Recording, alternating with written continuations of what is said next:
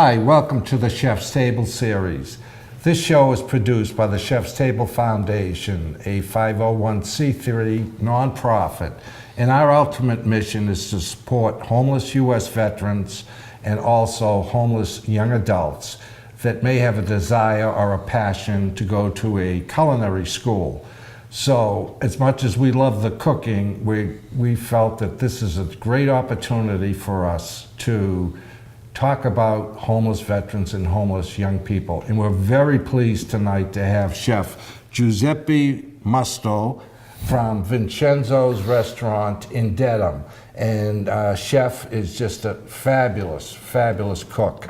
And tonight he's doing something very special for us. And this dish is actually a rolled stuffed pork tenderloin. Is that right, Chef? Yes, it is. Okay, and Chef is stuffing this with prosciutto, spinach, and gorgonzola cheese.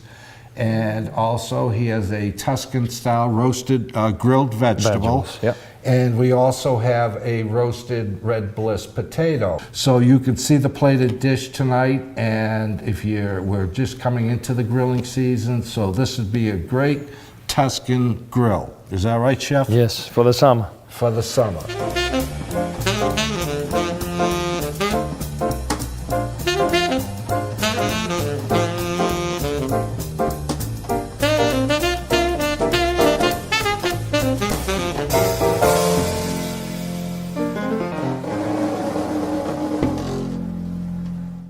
Hi, I'm Chef Joe Murphy, and tonight we have a wonderful chef with an absolutely, when he told me what he wanted to make, I really got excited because it sounds just so delicious.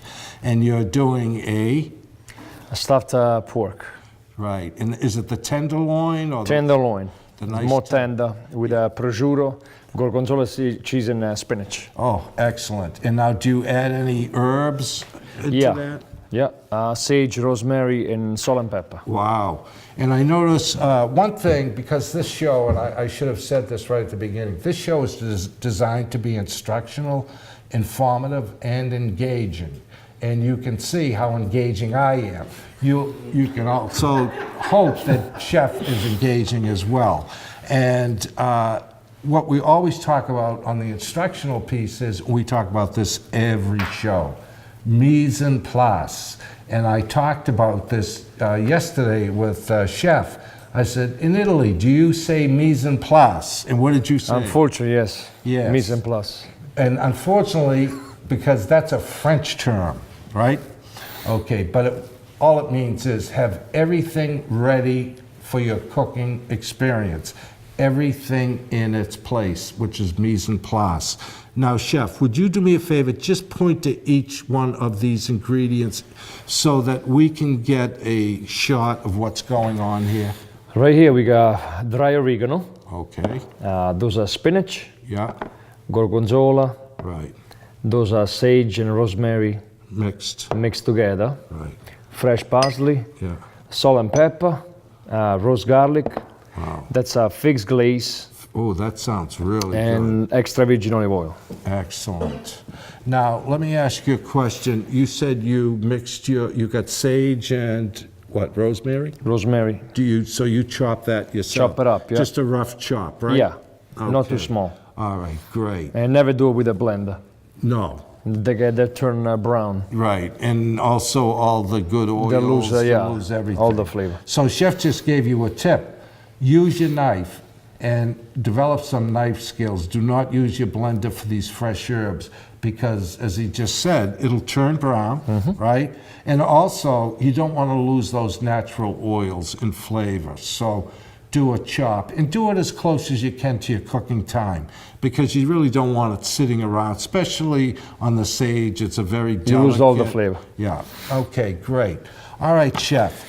Now, you're also going to do a lot of grilled vegetables tonight. Couple of different vegetables. Yeah, so what are you using there? We just got a fresh eggplant. Yeah. Some green zucchini. Okay. Some squash and portobello mushroom. Ooh, that's wonderful. Okay, so You know, cooking time takes, or for your final dish, you have to kind of think through it for a minute.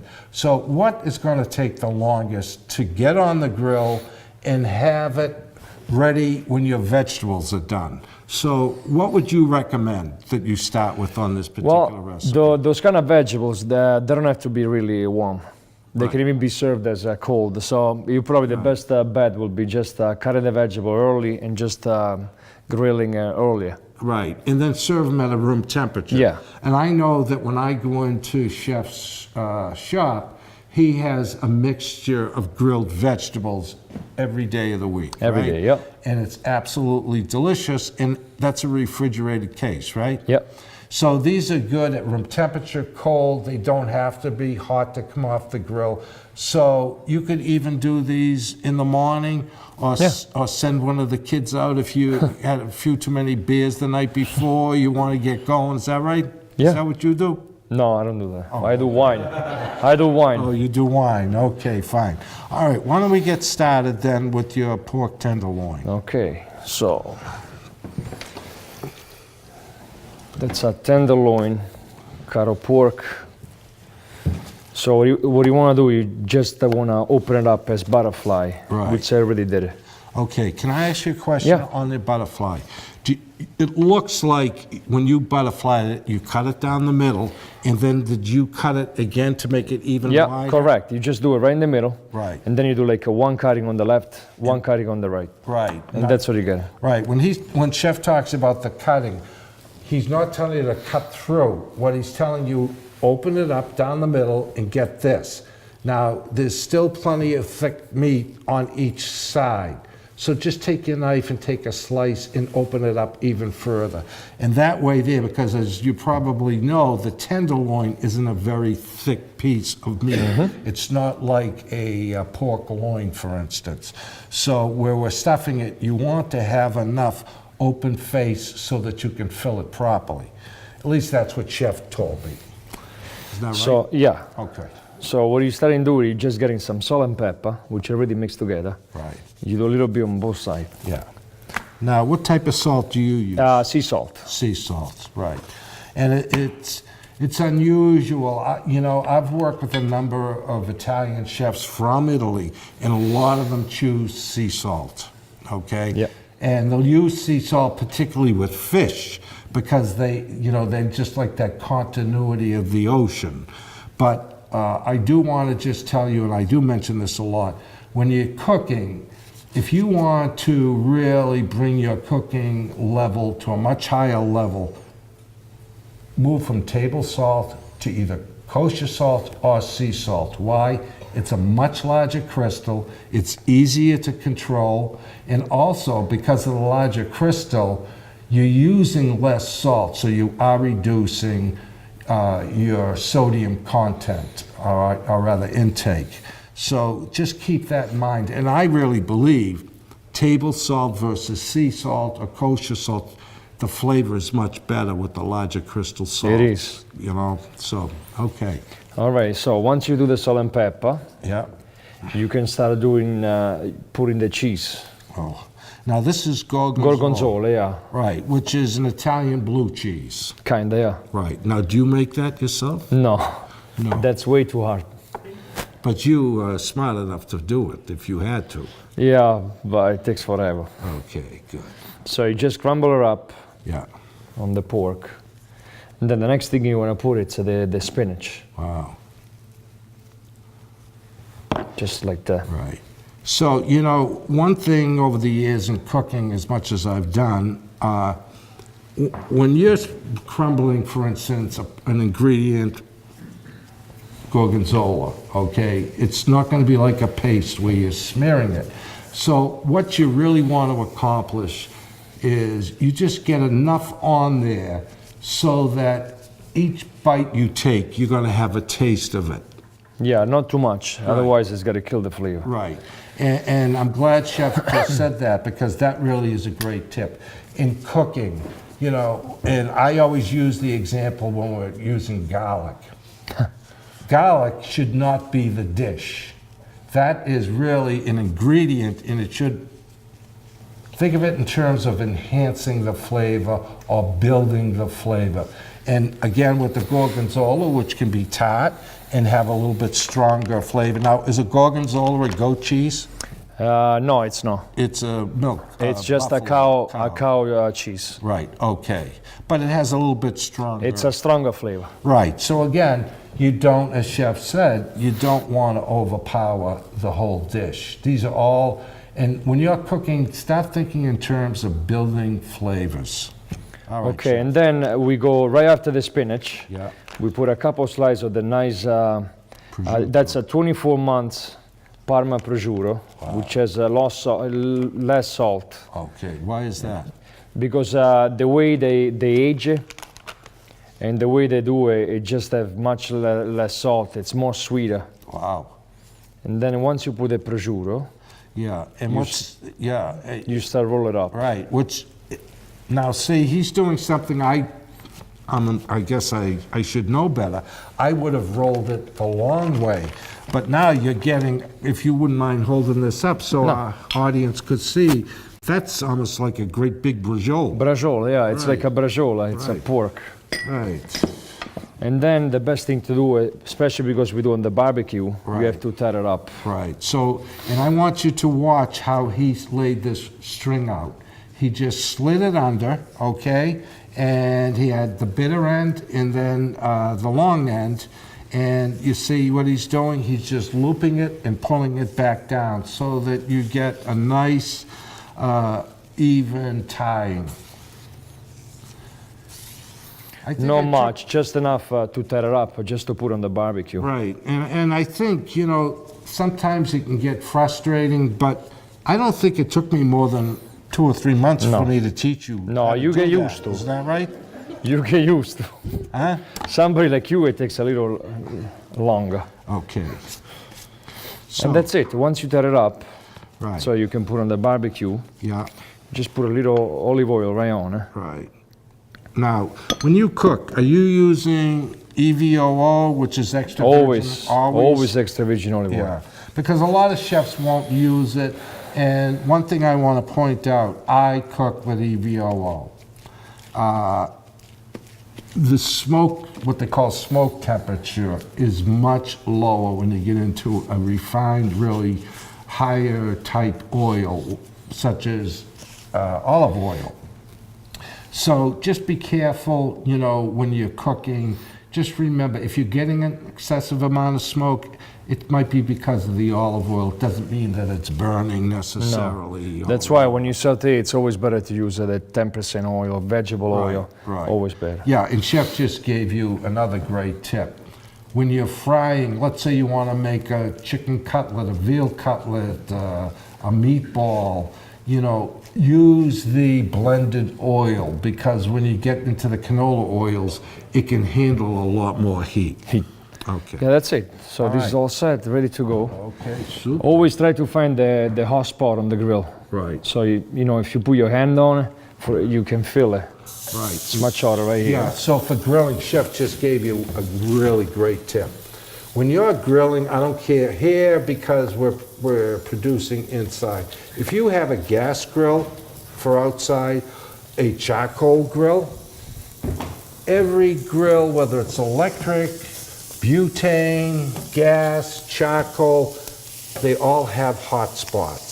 So when you're cooking, just take, the best method is just take your hand and move it around as close as you can stand, and you'll know instantly where your hot spots are versus your cooler spots. And one thing that helps you with, for instance, let's say you have a big braciole of pork like this, okay? And that's going to take a little bit longer to cook, obviously, than these thinner vegetables. But let's say you start it all at the same time, okay? You don't want these to burn. So once they look like they're 80, 75% done, move it to the cooler spot and keep your braciole in the hot spot. So again, use your hand to find the hot spots. And you'll have hot spots in your oven. Most people are aware that they're hot. It's the same idea.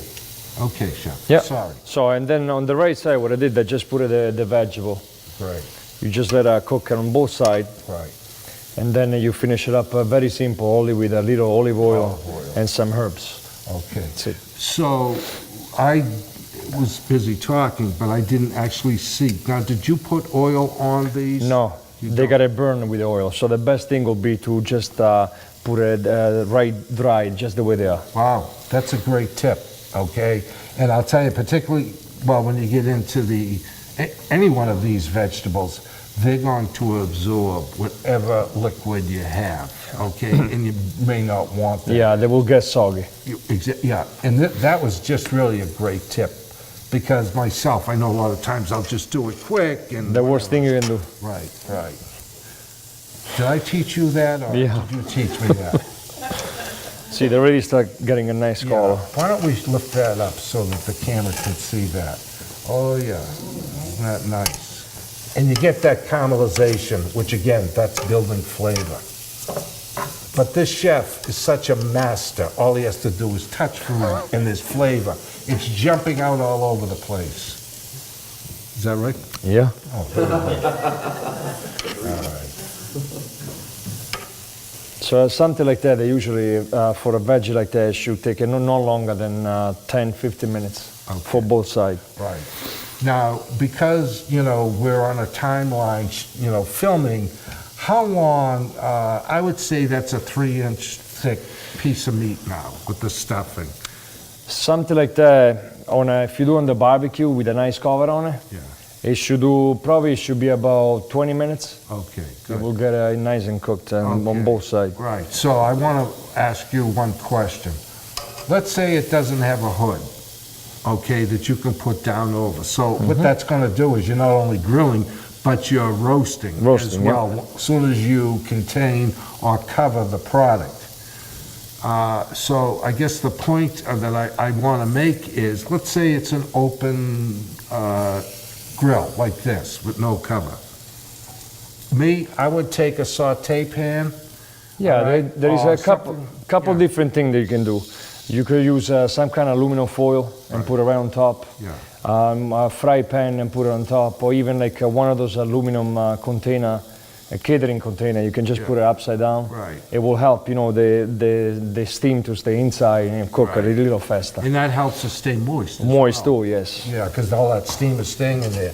I'm sorry. So, is this how they do it back on the family farm in Yeah. Avellino?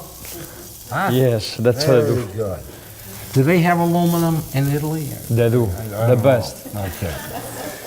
I generally talk about this when we have an Italian chef. And because, I want to acknowledge the Sons of Italy Lodge in Rosendale. And it's a national organization. And the president of the lodge has been just fabulous, hosting us to shoot the show here. And her name is, I call it Teresa of the Lodge, but her last name is Curran, which the Italians can't help themselves. They always like to go for the Irish, so that tells you one thing. So, having said that, going back into the 1500s to 1400s, when the Irish monks moved into Europe to build the monasteries, they knew how to grow vegetables, raise produce, chickens, pigs, beef, and they had so much, they taught the Italians how to cook. I don't know about that. Yeah, you see, the Italians can't believe that when I tell this story, but it's a historical fact. And somebody had the gall to say to me, how do you know that? How do you know it's a historical fact? I just stated it. That's all it took. But in any event, I did read that somewhere along the line. The Italians tend to take an offense. Now, I was even admonished with a group of members of the Sons of Italy Lodge about a month ago. Yeah, well, St. Patrick was Italian. I said, yes, I know. And that's why he stayed in Ireland, because the food was so good, okay? But all kidding aside, our society is a plural society. There are just unbelievable cuisines, and we've all benefited from, whether it's an Asian, a Middle Eastern, Middle European, but the number one cuisine is, in this country, Italian. there you go. And thank God the Irish taught you. So this is pretty much, they should be almost done. Wow. You don't want to cook it too much. Right. So what you're suggesting here is, Chef just said, they're almost done. You want a little texture when you bite the product. You don't want it a to be little mushy. Right, yeah. Now, let's say, just a quick question. When you take this off, then you will what? Dress it with what? Yeah, it's very simple. I can do it just right now. Okay. So just take it out of the grill. Yeah. Just give it like a little cut. Right. Just cut it in half pieces. And use it like a salad. Okay, Chef. Just like that. Right. I'll tell you, folks, for The smell. Right, for the viewing audience, we don't like to use the word smell. It could go either way. The aroma, is wonderful. All right? And that's because, and one of the things, I think I've said this earlier in the show, and I say it every time we cook Italian, one thing that's really great about the Italian cuisine, fresh is best. And when you're using fresh herbs and, spices are dried, but in a better spice, it makes a fabulous meal. And they don't use in Italian cooking versus, say, the French cooking, where they're doing all kinds of techniques. No, simple. Very simple. See, we just cut it up like that. Right, Just little good olive oil, extra virgin olive oil. right. We got some roast garlic. Nice. Okay, so Chef just gave me a tip here because I was waiting for him to put the garlic on, but I forgot you roasted this in the oven, right? Yeah, you can roast in the oven, or you can just do it on a fry pan with a little olive oil. Right. Well, you want to talk about garlic and what happens if you burn it? Well, every chef is different. Like myself, I don't like to use raw garlic that much. Right. It's very hard to digest. Yeah. So if you burn it too much, Right. it's got to have a bad flavor. A bitter flavor. Bitter, and then it ruins the whole dish. The whole dish, it's gone. Right. So the best thing is just you don't do it too much. You just give a nice, nice color into it, and then you let it cool it off and ready to go. Okay, now you roasted yours in the oven, is that right? Yes. So do you put it in aluminum foil? You can put aluminum foil on a little sheet pan, or just some baking paper, anything that doesn't burn in the oven, it's do you fine. seal it so it'll steam and No, bake? you can just leave it open. Okay. Yeah. And in the oven, what does it get that burnt if you're not careful? Or? Yeah, you always got to watch it. So you put it 350, like 10-15 minutes, it should be ready to go. Okay, and one last question. When you put it in there, do you put any oil or anything on it? And it's better to do it without oil. Without the oil. So I roast, better, it doesn't burn. Right. And one thing when you're roasting versus in a saute, it is easier to control so that you're not burning it. But the other point I want to make is I have a friend, and when I'm cooking, she doesn't like garlic. So I say, yeah, no problem. As soon as she walks out of the room, bing, goes the garlic, okay? And she never even knows, all right? So when you're cooking garlic, what you're doing really is, as opposed to Chef told you, the raw garlic, you're cooking off those harsh aromas, the acids, those oils, and then you're going to get a nice blend of flavor with it. So that's really what you're doing. You're taking a lot of that heavy garlic. Now, some people love garlic. To me, Too much is not good, but... Yeah, right. Okay. So to finish it up, just some dry oregano. Yeah. And then I like to use, that's a fig Oil. glaze. Glaze, I'm sorry. So it's like a balsamic. Wow. Gives it a nice taste. Before we started shooting tonight, Chef said fig glaze, and it absolutely, I love fig, and I got to tell you, this smells like an exceptional balsamic. Yeah, so it you is. have the same. Now, is this have a little bit of pH or vinegar? Not Does it really. turn? Actually, the figs glaze, it's even better than the balsamic glaze. Balsamic, right. There is no basic of vinegar at all. Really? Wow. So it's much sweeter. And there you are, just like that. So that would be considered a Tuscan style Tuscan style. grilled vegetable. Simple, yeah? Wow. And your pork, stuffed pork loin, would that be considered a Avellino style? No, Or just the way that's a Tuscan style. it is Tuscan style. Okay. So if I looked at a map, Avellino's here, Tuscany is right next to it, or? Not really, we're pretty far, probably 3 hours away. Really? So did you take your bicycle and ride up there to No. these dishes? Or? No. Right.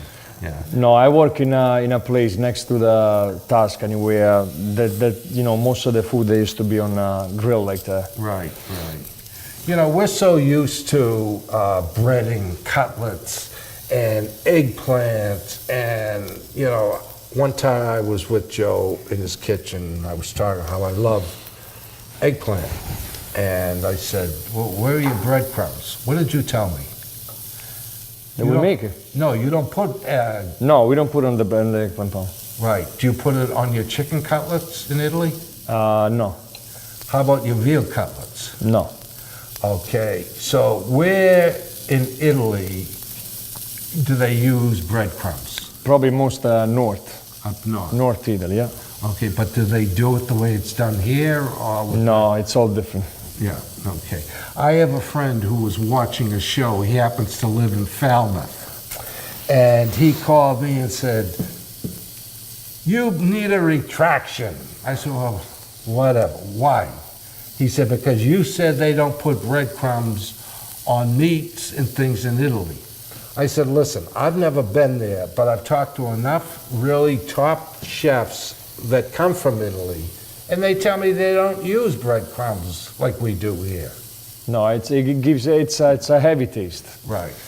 And that you were one of the guys that, I wasn't saying to my friend who it was that said this, but one of the things Chef told me, his grandmother always told them, if I remember the story, when you put breadcrumbs on there, what happens? It holds all the oil. Yeah, so they get all soggy inside. Right. That's why even the eggplants they we use it for the restaurant, they have only flowers and eggs. That's it, nothing else. Right. So I'm glad. I wanted to clear that up because his closest relative happens to be in the audience tonight, so he is my witness.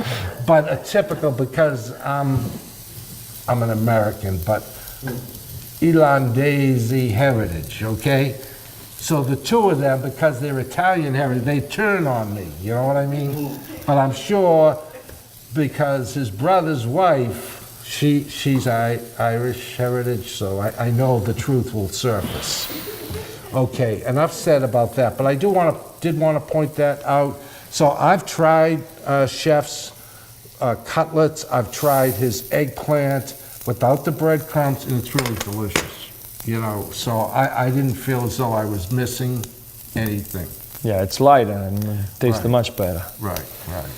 Okay, so we're rolling along here. We have our roasted, grilled vegetables, and again, the aromas are fantastic here. And what we could have done, if we had talked about this before the show, was just put a tent of aluminum foil over that. But for the sake of the show, we can see the nice grill marks. Yeah, that's what you want to see. Right, and the caramelization, which is the sugars, and that, again, building flavors. So it really makes a huge difference. And, you know, Italian food is not just spaghetti and meatballs, right? I mean, they say a 7-course Irish meal is a 6-pack and a baked potato, but that's not true either. I don't know. I think Right. it's true. You know, I always get a kick out of Mexican cuisine because in this country, for years, people thought a taco, that was the extent of it. But Much more than that. it's so much more than that, and the Mexican cuisine is wonderful. But in any event, all right, Chef. So do you want to move that around a little bit? Yeah. Okay. So, you know, when you're roasting a meat, all right, a chicken, a piece of beef, a lamb, it doesn't make any difference. Or you're grilling a steak. A professional chef will tell you, do not cut that right away. You want Always wait. Always wait. And for instance, something like this, I've got this, just looking at it, I didn't pick it up, but it's got to weigh a pound, pound and a quarter, Yeah. something like that. How long would you let that rest before you cut it? At least 10 minutes. 10 minutes, right. Okay. Yeah, see, for me, I used to think, well, geez, if I wait 10 minutes, it's going to get cold, but it really doesn't. No, I probably stay warm at least for like another half an hour. Right. And it's still cooking because it has that residual heat inside it. And also, you know, it does allow all those juices to come back into the meat and redistribute. And again, you know, if you're eating in a great restaurant and say, oh my God, but I love to be able to make that dish. It's these little steps that the professionals take. Let that meat rest. Don't be like a crazy Italian and say, I don't want to wait, feed me, right? Yeah, I never rush on food. Right, never rush. Okay. Well, one of the things, we're in the process of looking at some space to build our own studio. And if we can accomplish that, we're on a capital campaign right now. Chef Giuseppe, you have my permission. If you want to be a little bit endearing, you can call him Peppino, right? Yeah. We are going to do another series of shows. It would be our second series. This show would continue, but also we're going to do a strictly Italian. And Chef Giuseppe or Peppino is going to be the host. I'll probably have to be there making sure that guide him a little bit, but whatever. But we're going to start off with a beginner level, probably get The basics. The basics, you know, sauces, right? And you know, I really want to do sauces because even on the major cooking show stations, nobody talks about sauces. And I've been told by one of the best chefs in the country, he judges a chef by does he know how to make sauces. And that, in his mind, tells him this guy knows what he's doing. All right? And you're a saucy kind of guy, so I know what you're doing. You're really good, okay? But, and again, I've said this earlier on the show, one of the things I love about eating, again, talk about clean, simple, great foods. I love your cold cuts. They're all imported. You know, if you have a prosciutto sandwich, you're not going to blow up like the Goodyear Blimp or the Pillsbury Doughboy, right, from too much sodium. It's fabulous. So anyways, look forward in the future to Chef Giuseppe on the, we don't have a name yet, but it's going to be everything Italian. And how do you say that in Italian? Tutto Italiano? Right, so we might have to be a little careful there, but it's going to be all Italian. And if anybody can do it, Chef Giuseppe can. So we want to thank Chef. If you could just, this is pretty much looks done. So why don't we place that over here, Chef? We won't cut into it because we want to give it, you know, that 10-minute rest. But, you know, this really just started caramelizing. But for the sake of the show, oh my God, does that smell good. We wanted you to see what the finished product looked like. And you can see that, it, excuse me, it held together with nice tied string. And it's a wonderful dish. Now, tonight, we are going to serve this with our guests with the red roasted potato. And we didn't show that for the sake of time, but why don't you talk about that? Is that something typical in Italy where they would do a roasted? The burrito, they're actually more for the Irish, but we like to do it once in a while. That's good. No, even the red blazer, they're very simple made. Right. We just use a just with the good olive oil, Right. some fresh herbs, rosemary and sage. Right. And then what I like to do at the end, I like to mix it up with some good grated cheese and a very, little breadcrumbs that is give it like a better crispiness into it. Nice, nice. So for my doubting Thomas friend, chef just said he uses breadcrumbs on the potatoes. Just a little. Just a little. Yeah, just to get that extra little crispiness, right? Yep. Okay, great. Okay, well, we want to thank our guests. We want to thank you for watching the show. And if you want to rewatch the show, if you want to get the recipes, they're online at the chefstableseries.tv. And you can print off the recipe, take your iPad, take your laptop, and then you can cook with the chef. So you can follow along, you can pause the video and as you're trying to develop your cooking skills. And what would be better on a Sunday afternoon than to look at this guy over here, huh? He is such a handsome guy. And he always gives me the yeah, right, when I say that, he tries to follow the Irish. Take a look at his hairdo, okay? What do you think? But anyways, I'm just kidding. Not really. Great chef, a great show, chef. Thank you. Okay, and we'd like to thank our audience and come back again. Thank you.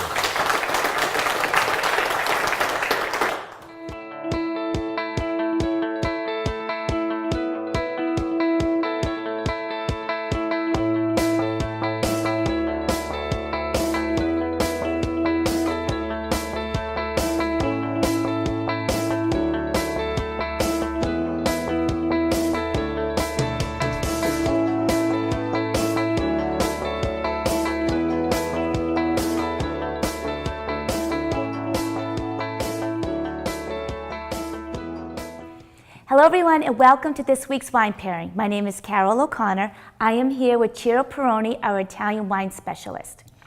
Giuseppe Musto, he is the chef owner of Vincenzo's in Dedham, made a delicious pork tenderloin. So Ciro, what wine did you choose for that dish? Yes, thank you for having me, Carol. And I decided for this wine food pairing, I decided to go in the Valpolicella area, so specifically in the area of Verona, which is a beautiful city in the region of Veneto, northeast of Italy. So right in between Verona and Lake Garda, which is the largest lake in Europe, there is this beautiful area called Valpolicella, from a mixture of Greek and Latin words. Valpolicella means the valley of many cellars.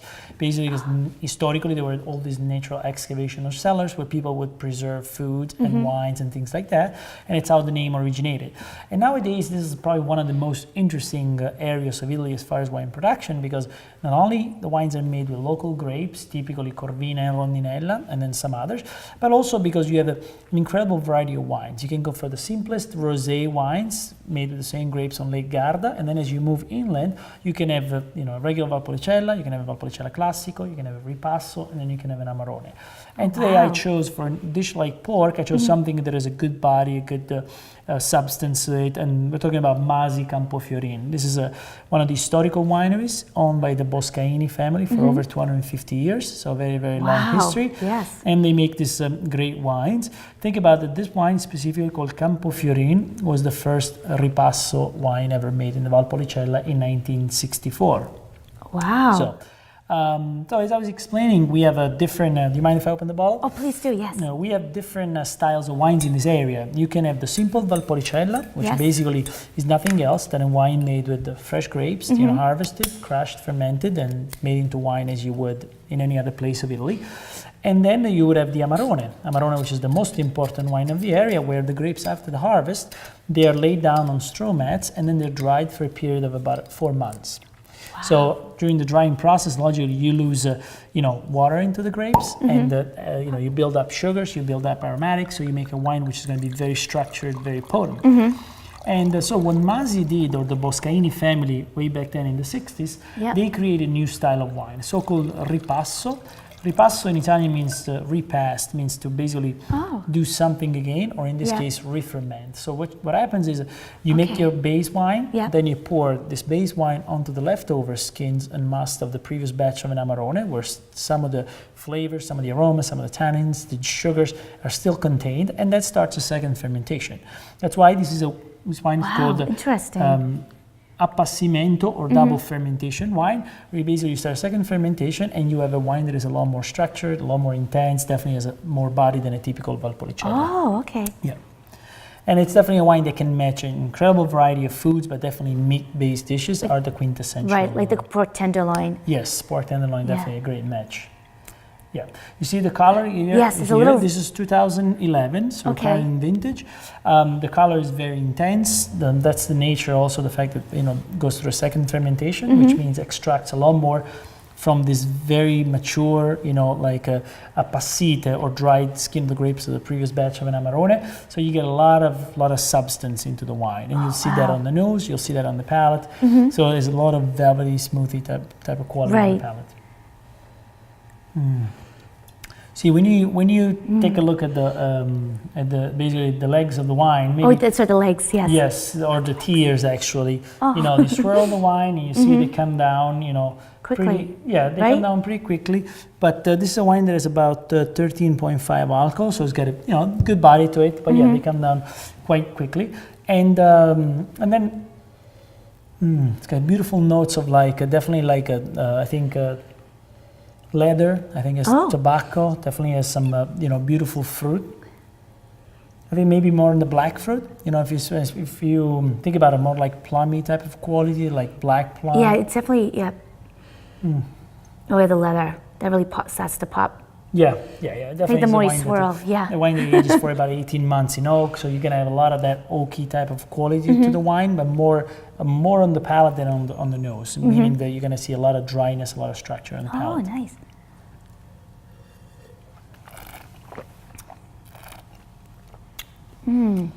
See what this wine Excellent. has compared to the other, it's a little more luscious. Definitely has a lot more the velvety quality, almost like glycerin type of finish on the palate. And that's normal because it's a process of doing this appassimento or drying of the grapes, very common. Masi was truly the leader, but also the pioneer of doing this new winemaking from the 60s, and also nowadays, which were much later. Yeah. Would you call this a dry? Yeah, the wine is only dry. On the palate, sometimes it gives you the sensation of sweetness, but that sweetness is not coming from the actual sugars, because this is basically 0 grams of sugar.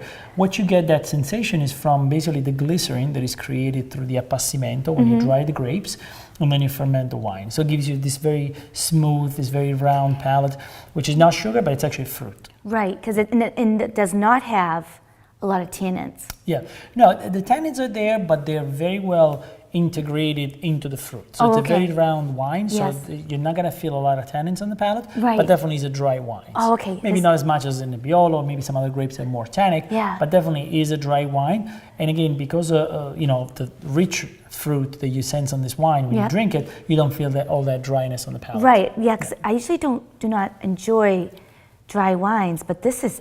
Yeah, this is probably a great right, it's option. velvet-like. Yeah. For people that love maybe like Cabernet, maybe like wines that have a lot of fruit, largely dry still, but this could be a great option. Oh, absolutely, I love lots of fruits in the red wine. Ciro, you chose an excellent red wine. I'm going to have one more sip. Excellent. So everyone, this has been the wine pairing for Giuseppe Musto's pork tenderloin. I want to thank Ciro Pirone for choosing another excellent wine. Thank you for having me. Yes, thank you, as always. And everyone, will see you next week for the wine pairing of the week. Salute. Salute.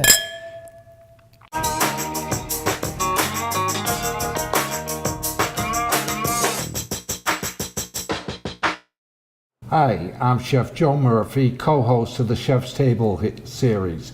I'm here tonight filling in for Carol O'Connor doing the interview section. And we're very pleased to have an old friend back, and that's Chef Giuseppe Musto, or AKA also known as Joe Musto. Joe, thank you for being here. Thank you. Yeah, Joe is a wonderful chef, and he trained in Italy. He's from Avellino, and you went to culinary school Yes. in 5-year culinary school. And as I recall, you worked in Spain for a short time. Yeah. And then where did you go from there? Switzerland. Switzerland.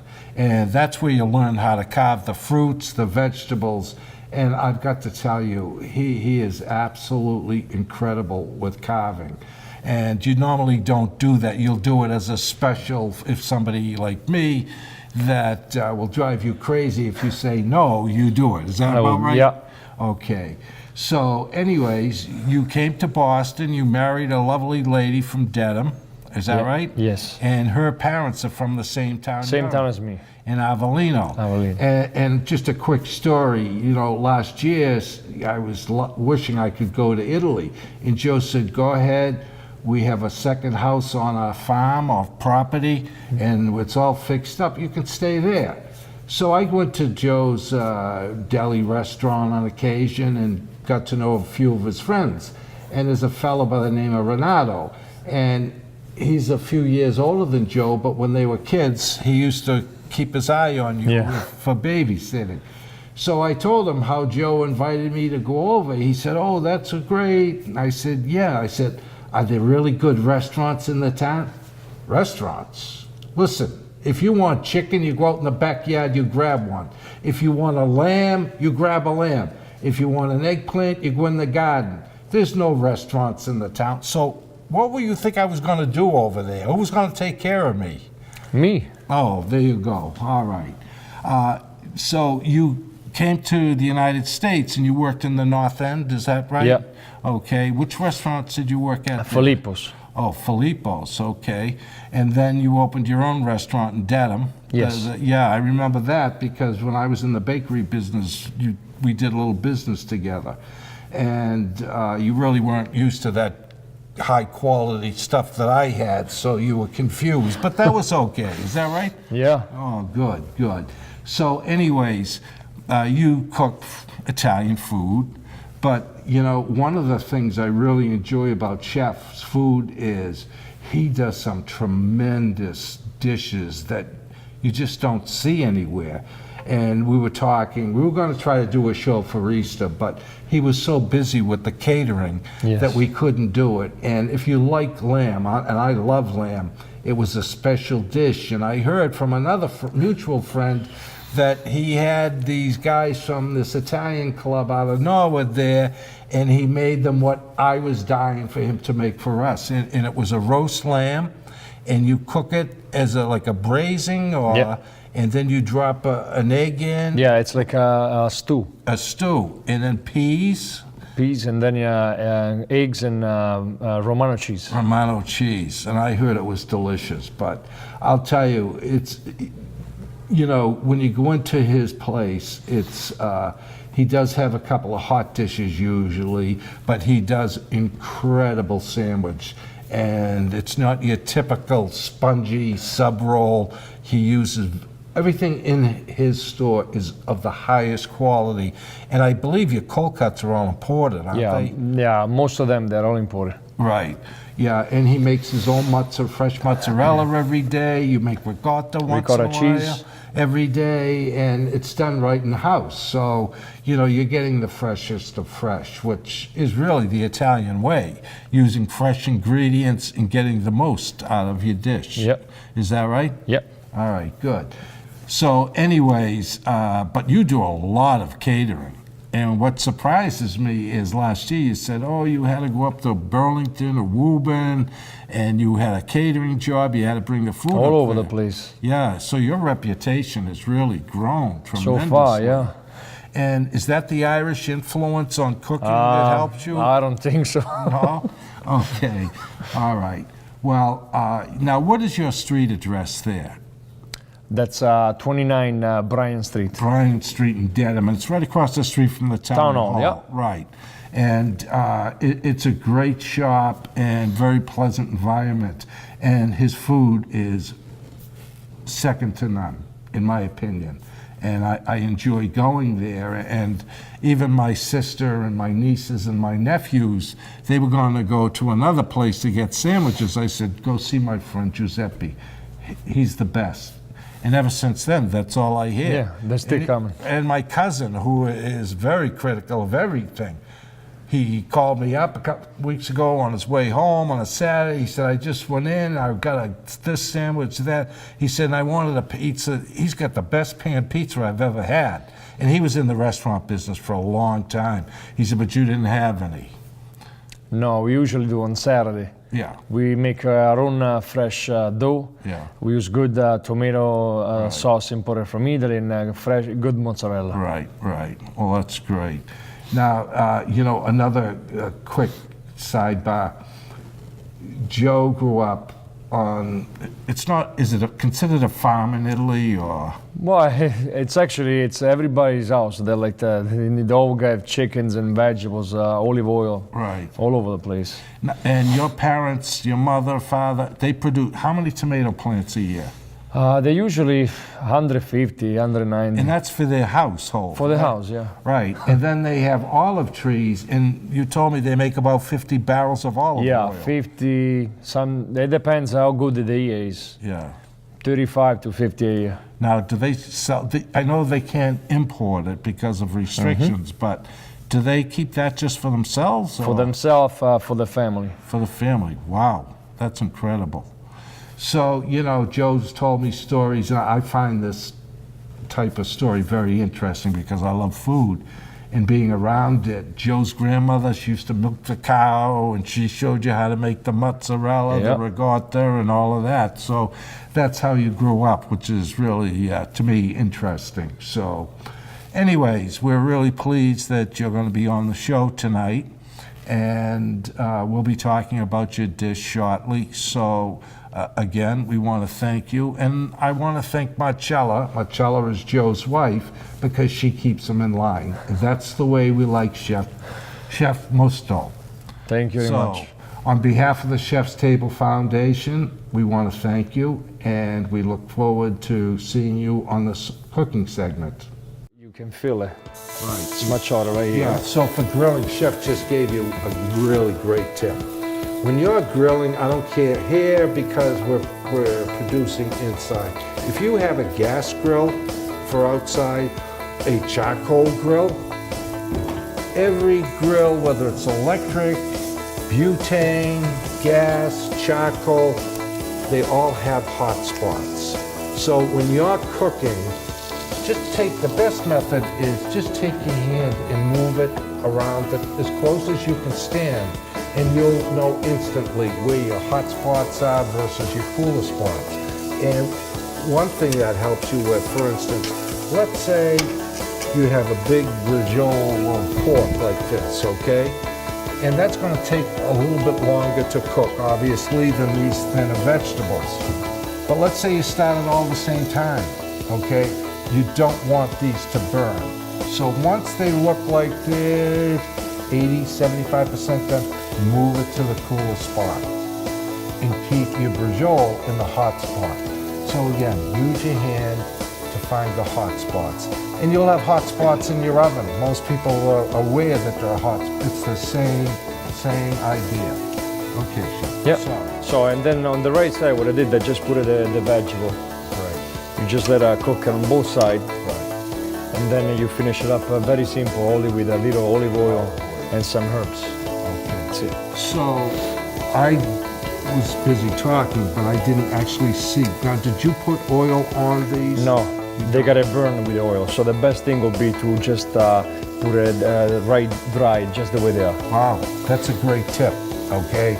And I'll tell you, particularly, well, when you get into any one of these vegetables, they're going to absorb whatever liquid you have, okay? And you may not want them. Yeah, they will get soggy.